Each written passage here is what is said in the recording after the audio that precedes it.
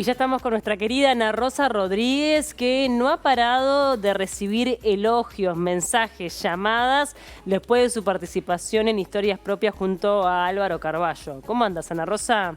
Bueno, la verdad que eso que tú dices es tal cual, y yo creo que el mérito fundamental es de Álvaro y de su productora, Cristel, no sé cómo se pronuncia, que hacen un dúo muy bueno, uno ante cámaras, la otra afuera, y realmente ha sido una satisfacción lo que la gente te devuelve de las cosas que uno cuenta, que en definitiva son las cosas que me han pasado, que son reales y todo. Fue realmente muy lindo. Hasta me emociono porque gente que de golpe hacía tiempo que no sabía de ella, a través de las redes ahora uno es tan ubicable. Y bueno, de aquí entonces, yo hice un agradecimiento público en las redes, tanto a Álvaro como a Cristel. Reitero ese agradecimiento, lo hice también hoy público a mis compañeros y a la dirección del canal, porque realmente habla de muchas cosas. En primero, de que la gente mira Canal 5. Sí, claro. Segundo, de que a los dos programas que vengo, indudablemente la gente los mira mucho. Y bueno, y eso da una satisfacción muy grande y también un compromiso mayor de hacer las cosas cada vez mejor. Qué bueno, la verdad que para quien no ha tenido la posibilidad de verlo, sepa que está en el canal de YouTube de Canal 5, ahí lo buscan, bueno, por lista de reproducción Historias Propias, van a encontrar todos los programas de Álvaro Carballo y van al de Ana Rosa para poder disfrutarlo a demanda. Es imperdible porque además yo no sabía de, bueno, algunos antepasados tuyos, ilustres, o sea, gente muy importante para el país. Bueno, vamos a hablar... Pero no vamos a decir más, que la gente vaya, si no lo vio, que vaya a YouTube y lo vea, ¿está? Muy bien, exactamente. Y ahora vamos a lo nuestro, Paula. Sí, claro. Lo primero que quiero decir, que como una pequeñísima agenda, como hacemos con nuestro compañero Alejo, es que este viernes en MAD, que es un centro de danza, de artes escénicas y de música en la calle Arocena 1660, hay un espectáculo que se llama Cabaret Courage. Y bueno, que recrea un poco el ambiente parisino a través de bailarinas, de cantantes, de un presentador. Bueno, me parece que es una opción para comenzar el primer viernes del mes de julio con un espectáculo del hemisferio norte que nos retrotraiga justamente a lo que puede ser una especie, bueno, de revista musical francesa. Es una recomendación para este viernes. Y para el día de hoy se me ocurrió que, dado que no había espectáculos de danza, de ballet, hablar un poco de la relación de Picasso, de Pablo Picasso, este artista que generó la modernidad, que fue rupturista, que entró con un nuevo canon estético y que a su vez saben que ahora hablar de Picasso es una cosa difícil, claro, porque estamos con la política de la cancelación. Picasso ha hecho en vida declaraciones fundamentalmente acerca de las mujeres que no son demasiado agraciadas. Y por otro lado, este es el año Picasso porque se conmemoran 50 años de su muerte. Y a raíz de esta conmemoración hay varios museos y varias actividades en el mundo, pero que también se van alineando en esto de, bueno, cómo vemos a Picasso. Y en principio, en vez de verlo como el genio violento, como el Minotauro, como se lo llama, se está tratando de separar.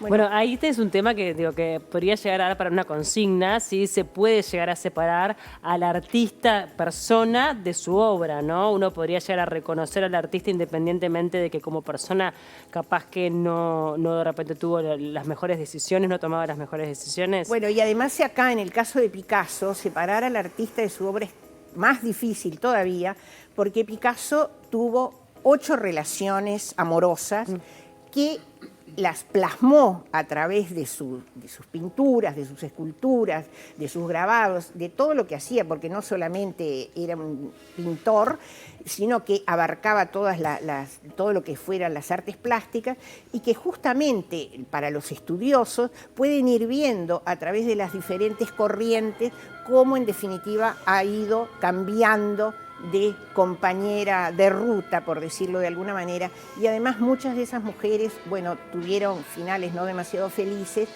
pero también había una que decía, después de Picasso está Dios. Entonces, frente a eso, también tenemos que ver que ese hombre con esa personalidad que obviamente tan conflictiva y tan poco simpática, y sobre todo a la luz de que hoy, de lo que por suerte hoy entendemos que debe ser la relación de respeto entre un hombre y una mujer, sin embargo, era tan grande su personalidad y su genialidad y todo, que obviamente, digamos, llegaba a obnubilar mujeres que tenían grandes carreras. Para la primera relación con la danza, se van a reír porque estoy un poco pícara, la primera relación es que se casa con una bailarina. Más relación íntima con la danza sería imposible. ¿Cómo conoce a la bailarina? Y ahí vamos a hablar justamente. Estamos hablando de principios del siglo XX. Picasso en 1906-1907 presenta ese cuadro que justamente es rupturista y que marca el comienzo del modernismo en la pintura, que son Las señoritas de Aviñón. Y en ese momento de gran efervescencia cultural y de grandes cambios, volvemos a decir, estamos muy cerca también de la Revolución Rusa, que eso va a impactar, aunque no sea directamente en Europa ese movimiento, obviamente sus consecuencias impactan. Y volvemos a hablar de un personaje que para la danza y para la cultura es fundamental, que se llama Serge de Diaghilev. Este señor tuvo, para mí, no era bailarín, no era pintor, no era músico, no era escritor, pero sí tenía algo fantástico. Reunía los mejores exponentes de esas áreas y así fue que conformó una compañía que se llamó Les Ballets Russes. Esos ballets que fueron itinerantes, que bailaron hasta en la ciudad de Montevideo, donde Nijinsky, como siempre digo, bailó por última vez en nuestro Teatro Solís, marcaron todo un rumbo. ¿Y quién era el que hacía en una primera instancia los diseños de los vestuarios, los telones de fondo y las escenografías? Pablo Picasso. Así que vamos a ver el primer ballet donde Pablo Picasso hace la escenografía, hace los vestuarios, se llama Parade, es con un guión de Jean Cocteau, tiene música de Eric Satie y acá estamos viendo las primeras escenas para que tengamos una idea de lo que puede haber sido el estreno de esta obra en 1917 en Londres. Se estrenó y realmente se compara a lo que fue el estreno de La consagración de la primavera en cuanto a una ruptura estética. Estamos viendo aquí que son diferentes personajes que invitan en una parada a los espectadores y esos son los vestuarios que diseñó Picasso y que decían que eran sumamente incómodos para bailar, lo que nos hace ver que un siglo después, cuando Ágata Ruiz de la Prada hizo los vestuarios de La Bella Durmiente para el Ballet del Sodre, volvíamos a escuchar los mismos comentarios.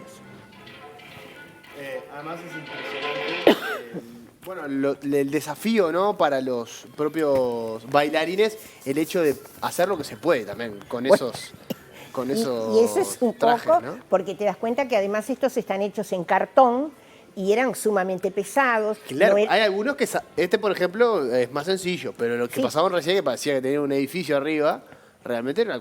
Bueno, este que estamos viendo ahora. Estamos viendo el caballo, porque también la obra de Picasso estuvo muy siempre mezclada con los caballos, con la época, la cuestión taurina, y es realmente muy interesante eso de ver. Lo que vemos es que ahí Picasso lidera el movimiento de la modernidad y el telón de fondo que estamos viendo hace un poco que se escape del espacio pictórico y que nos cree realmente un espacio muchísimo mayor que lo que puede ser un cuadro dentro de un marco. Esta es una troupe de artistas y que intentan, como decía, persuadir a los que pasan de su espectáculo.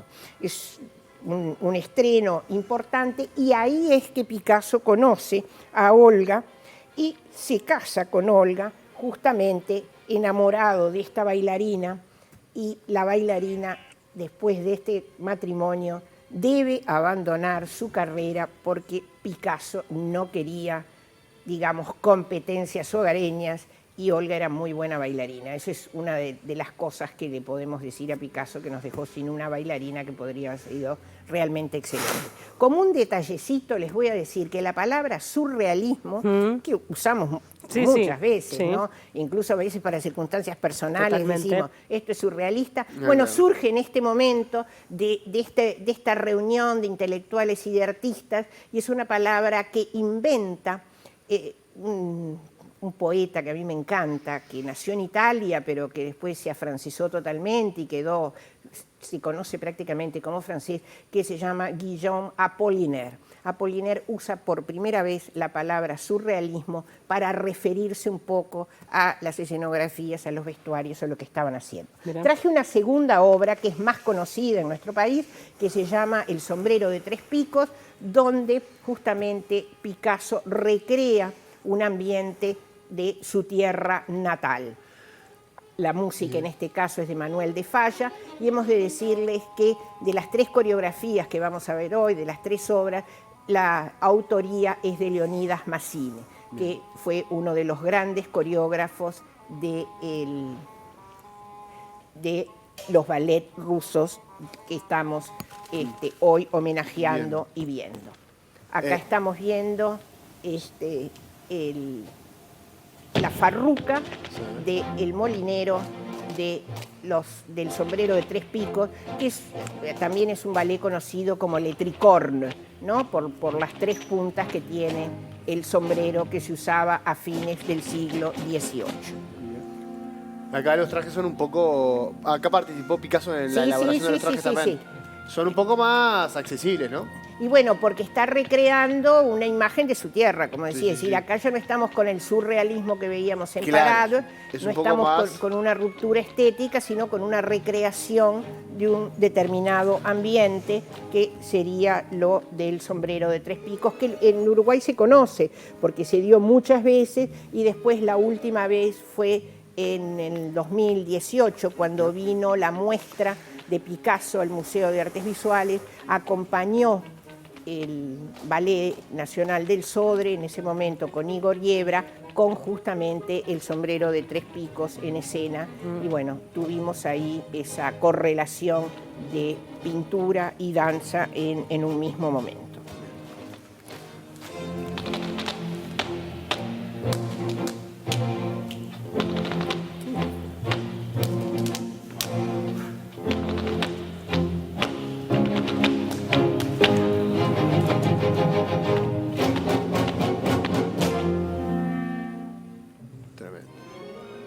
Muy bueno. ¿Te gustó? Sí. ¿Te gustó más esta que la Parado? Sí, a mí también. Un poco más con los pies en la tierra, ¿no? Claro. Un poco menos surrealista. No, un poco menos, no. No, pero muchísimo está, menos como surrealista. flamenco, ¿no? Sí, exactamente. Pero con algunos pasos de esos giros ahí no son más de ballet. Oh, estoy tirando fruta. La danza, No. El que calla otorga, ¿verdad? Estoy tirando la fruta. danza es una. Sí, sí. Acá estamos recreando, como yo decía, un Claro. ambiente netamente flamenco, como bien claro. subrayaba Paula, y obviamente, por más que sean bailarines de un cuerpo clásico, como fue el Ballet del Sodre cuando lo recreó, Sí. lo crea con una coreografía que podríamos llamar de carácter, Sí, es sí. decir, imitando las danzas tradicionales. Ay, y además el flamenco es espectacular. Para mí lo que transmite el flamenco es de las danzas más potentes que hay. Paula baila flamenco. No bailo. No bailo, pero me encanta. La verdad que lo veo y lo disfruto. Y otra cosa que me gusta mucho es el malambo. No tiene nada que ver, pero el malambo también. Me Bueno, parece que pero es de alguna espectacular. Pero hay manera, algún punto. eso te iba a decir, de alguna manera usa Claro. mucho la percusión, se Sí. usa mucho el zapateo, es decir, también, pero no, cada región, no te rías, Claro. Alejo, cada Pero forma región parte le del va dando... folclore, Y después dijiste escuchame. que yo te peleo, no me dejas reír. Tiene que ver con el folclore de las diferentes partes del mundo. Claro, Claro. pero que en definitiva, digamos, las cosas tradicionales apelan a las cosas sencillas. Sí. No van a tener una orquesta en medio de un Claro. campo, entonces vas a tener un tambor, vas a tener elementos de percusión para hacer ritmos Sí. y vas a tener botas, porque entonces hay un cierto paralelismo y normalmente hasta con el tango vemos Bueno, eso. sí. Está muy bien. ¿No? Es decir, como danzas suburbanas, vamos Exacto. a decirle. Muy Bueno, bien. y después traje otra obra, la tercera obra Sí. de Trágico también, donde vamos a ver el vestuario, las escenografías, Pulcinella. Y aquí con música de Stravinsky, para que vean también lo que era ese trabajo colectivo, que no era un trabajo individual, sino que era un trabajo realmente de los las figuras más destacadas que tuvo el principio del siglo XX, ese siglo que fue realmente tan fermental en lo cultural, en lo social, en lo económico, en lo político, también con cambios muy importantes, pero sobre todo, ¿no?, cómo eso tiene un valor tan grande en el trabajo colectivo, es decir, se reunían y era entre todos que iban conformando estos espectáculos que hoy estamos viendo. Yo quiero decirles que Picasso obviamente es mucho más que esto y mucho más que las situaciones amorosas, sí. Más que las situaciones amorosas, las situaciones de violencia, ¿no?, con las mujeres, porque bueno, claro, los amores van y vienen, pero las situaciones de violencia no tienen ni que ir, no tienen que aparecer por ningún lado. ¿Ves? Acá es un vestuario, como tú dirías, mucho más accesible para moverse, para bailar, pero también tiene algo, ¿verdad?, de esos ángulos y de esos triángulos, porque no se olviden que estamos también en el nacimiento del cubismo. Claro. El cubismo, en definitiva, nace justamente un poco con los dibujos que Picasso, que el otro día estuve viendo un documental muy interesante, cómo Picasso tiene su gran admiración por Velázquez, el pintor. Entonces, cómo él, en definitiva, va, digamos, desmarcando las líneas de Velázquez para crear, por ejemplo, sus propias meninas. Lo que también me hizo acordar a cuando Astor Piazzolla, inspirado en las 4 estaciones de Vivaldi, hace las 4 estaciones porteñas, ¿no? Claro. Que recomiendo a todo el mundo escucharlo. Y bueno, y yo creo que esto vuelve a insistir sobre la importancia de la danza. La danza es mucho más que moverse, es esta conjunción de arte sobre la escena y que se complementa y se completa con la presencia de los espectadores, de nosotros. Y tenemos que ir a ver todo tipo de danza. ¿Y por qué digo eso? Porque ahora, en muy pocas semanas, se va a estrenar en el Ballet del Sodre una gala con 2 coreógrafos contemporáneos, con una inglesa, Gemma Bond, y con un argentino, Iñaki Urlesaga. Y obviamente van a tener un lenguaje, por más que utilicen la técnica clásica, un lenguaje contemporáneo.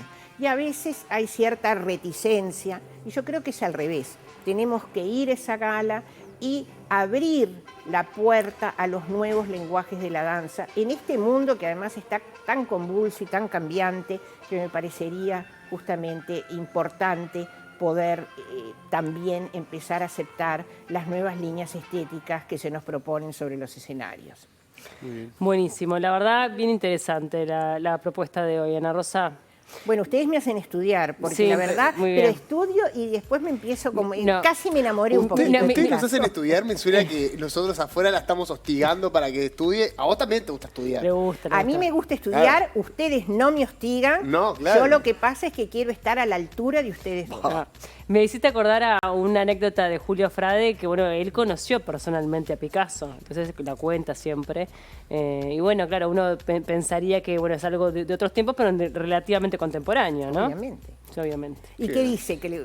No, que habló, que estuvieron conversando un poco, que dijo que era de Uruguay, no sé, algo así, no recuerdo bien. Habría que repasar un poco la entrevista que le hice cuando me contó eso. Bueno, y hay una foto icónica de Picasso haciendo la 5ª posición del ballet clásico y es su última esposa, Jacqueline Roger, que le está enseñando, están en el estudio y él está con unas bermudas totalmente de entrecasa, tratando de poner sus pies en la 5ª posición. Quiere decir que más allá de los telones, más allá del diseño de vestuario, Picasso también tenía, y más allá de su enamoramiento con las bailarinas, tenía un interés por conocer la técnica de alguna manera, porque si no, no habría estado en esa foto, que es una foto célebre de David Douglas Duncan, que les digo que la miren, yo la puse hoy en las redes sociales porque me parece que es una foto que habla justamente de un interés que va un poco más allá de lo que puede ser la plástica. Como siempre, Ana Rosa, muy informada y bien informando, nos dicen por acá.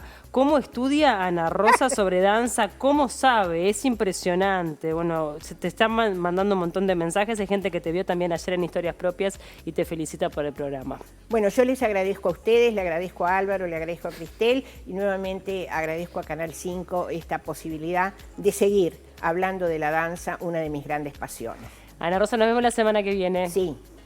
Hacemos un... Estoy intentando a ver si con... Ah. Ahí lo tenemos a Picasso. Perdonen que tengo que hacer poner el dedo ahí para que se quede el zoom. Sí. Pero ahí se puede ver Que está publicado a Pablo Picasso intentando hacer la quinta posición, cosa que, bueno, está haciendo el intento ahí, ¿verdad?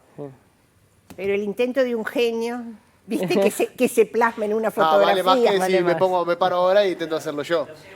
Claro, que lo hago yo no pasa nada. Si lo hace Pablo Picasso. Vegas. Medio siglo después estamos Está bien, hablando está de bien. la foto. Totalmente. Tiene Mirá, lógica. con ese argumento ya está, ¿no? Ya está, me quedo callado.